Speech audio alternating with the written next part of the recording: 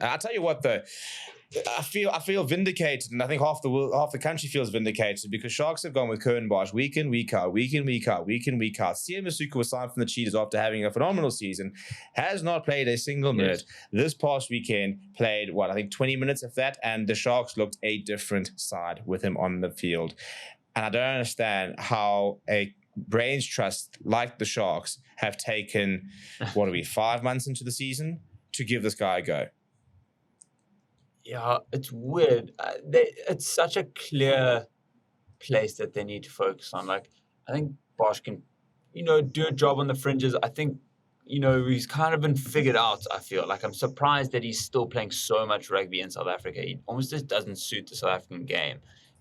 He could go lots of places around the world and be very successful, I think, at club competition. But in South Africa, it really doesn't suit him. And, like, obviously, he's got an amazing boot.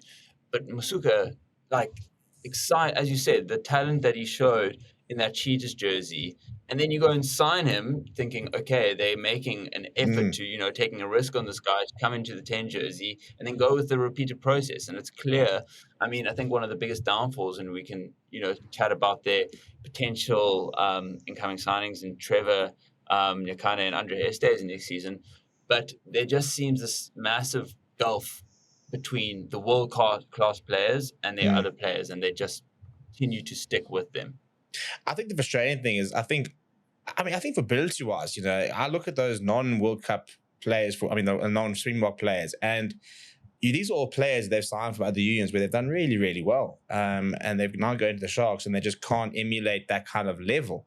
So for whatever reason, but for me, it's been such a disaster season that what did they have to lose by saying in January or in December, well, listen, let's give this kid a run. Even in the Challenge Cup, when they're playing against, the power under 13s, they didn't decide, what have we got to lose? Let's give him some minutes off the bench. He just has, he literally made his debut this past weekend. I get the press releases every week. He's been available. He's not been injured, unless they just decide to leave him out of the press releases, because they always release the injured players and he was never there.